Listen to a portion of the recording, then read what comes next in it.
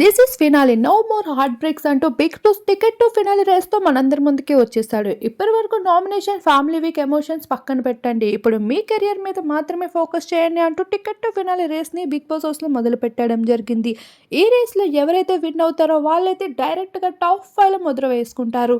ఈ టాస్క్లో అయితే సాటి చెప్పని వారు, సాటి లేని మగాళ్ళు అంటూ బిగ్ బాస్ అయితే నాబిల్, గౌతమ్, పృథ్వీ, నిఖిల్కి అయితే పోటీని అందించడం జరుగుతుంది. వరుసగా 3 లెవెల్ టాస్క్‌లు అయితే ఉండబోతున్నాయి.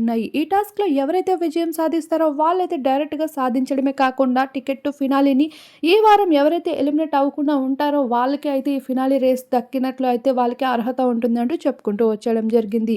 ఇప్పటికే నామినేషన్‌లో 5 మంది కంటెస్టెంట్స్ నామినేట్ అవుతూ వచ్చేయడం జరిగింది. ఇప్పుడు వరుసగా ఫిజికల్ టాస్క్, స్ట్రెంగ్త్ టాస్క్ అలానే మైండ్ గేమ్‌తో అయితే 3 టాస్క్‌లు ఇవ్వబోతున్నారు. ఇక అమ్మాయిలకి తగ్గట్లు కూడా కొన్ని టాస్క్‌లు అయితే ఇచ్చేందుకు ప్రిపేర్ అవుతున్నారు. అయితే ఇప్పటికే నిఖిల్, గౌతమ్ మధ్యన గట్టి పోటీ ఉండడంతో వీళ్ళిద్దరిలో ఎవరికీ కూడా టికెట్ టు ఫినాలి రేస్ అవసరం లేదు అంటున్నారు తన ఫ్యాన్స్ అంతా. కానీ కంటెస్టెంట్స్ మాత్రం ఆటకి సై సై అంటూ సై కొడుతున్నారు.